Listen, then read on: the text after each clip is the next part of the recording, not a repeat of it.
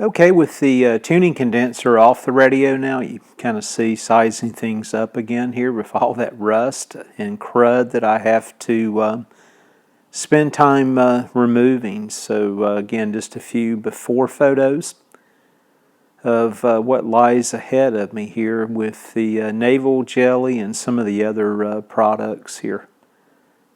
Not the funnest thing to do, but I tell you what, it's extremely rewarding when you get finished and you go back and look at these photos and just kind of look at the mess that you started with and kind of looking at that end result. It makes it all worthwhile, that's for sure. In addition to getting that tuning condenser off the radio, it's important as well to free up some more room. So I want to go ahead and get these two electrolytic cans off the chassis as well. And you can see I'm just pointing out a couple things here that I thought was somewhat noteworthy, and we'll match this up on the schematic later. But you'll see lots of radios do this type of design. One, or if not more, of the electrolytic cans actually float from the B+ ground. So they're not tied directly to, again, the chassis ground. And that's the case on this particular Zenith as well. I've already referenced the schematic, and I think this is capacitor you're looking at right now. It's actually the floating capacitor. And we'll reference that on the schematic once we get these restuffed, or hopefully restuffed. But you can see some of the photos with the insulating material that I'm pointing out here that sits between the bottom side of the can there. Just, again, some spacers. So I'm spending just a little more time underneath here doing some additional photos. I just want to make certain those connection points that I'm documenting do tie back to the schematic. And what we're looking at really are those old electrolytics that replace the two cans on top. Again, somebody has those stuffed underneath now, and the good thing is we have those cans, so if I can open them successfully like we've done in the past and put modern day in there to kind of free up and reduce some of that clutter we're seeing underneath, and that would be my hopes. Another cool thing here, you can see there is one insulator on one side of the capacitor on the other one, so we'll have to look at that on the schematic close again as well.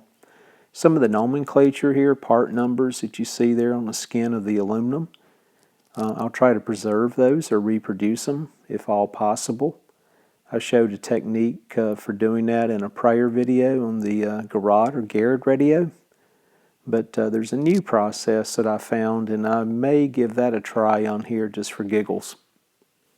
Okay, let's move on now and look at the rust removal process. First thing, safety again.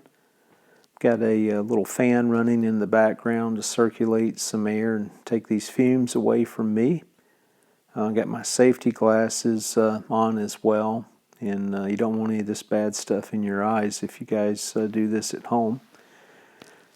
Anyway, just started on this one end, and you can see I applied navel jelly, and stuff works great. Just put it on nice and thick, let it sit there for 10, 15, 20 minutes or longer. You got to keep it wet. If it starts to dry, just weten it up with some more, and just wipe it off with a damp shop towel, or use some of the other wipes. Just repeat the process, and here you can see I'm using that steel wool equivalent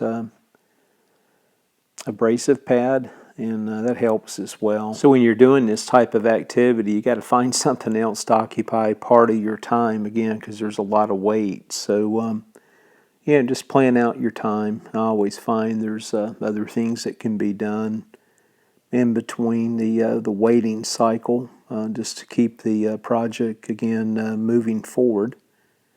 It is again very boring, and it's like watching paint dry. Here you can see we're moving in on the other half of the radio, and again it's that divide and conquer that I spoke about in some earlier videos. I do that on the mechanical side as well. And it's like eating an elephant, you know. How do you do that? One bite at a time.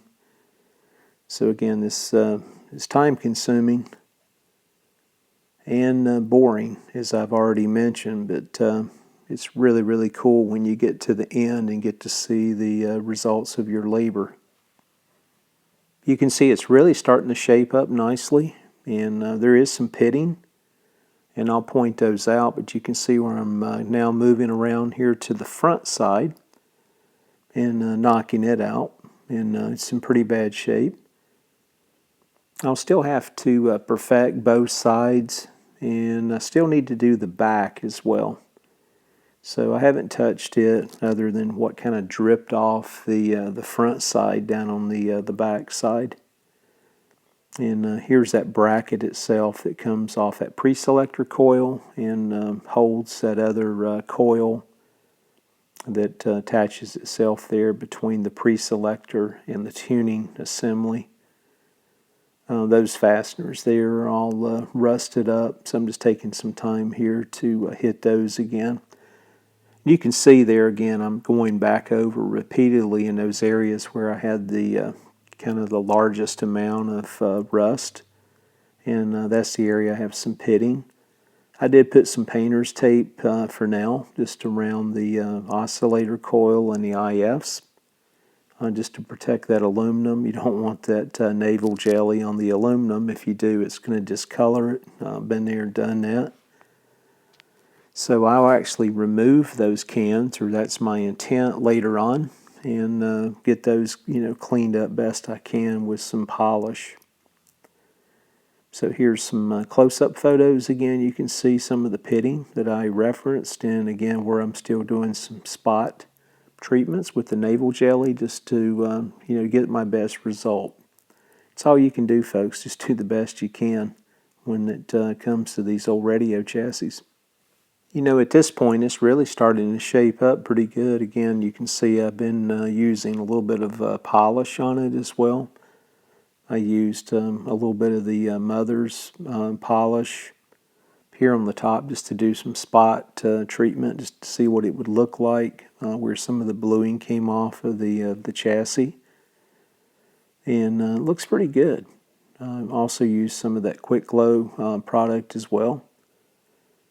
And pretty pleased with the results. We'll have to look later and make a decision if this thing's worth painting or not. And again, you can see the front looks really, really nice now. The control stems cleaned up as well. There was a lot of rust and crud on them also, more than I expected. And one of the potentiometers seems to be a little tight, so we'll have to work on that and see if we can't get that loosened up as well. So with the rust removal, or the majority of it behind me, I'm going to go ahead and start moving my focus toward that tuning condenser. We'll get that cleaned up, and I'll share that in the next video. Thanks again for watching.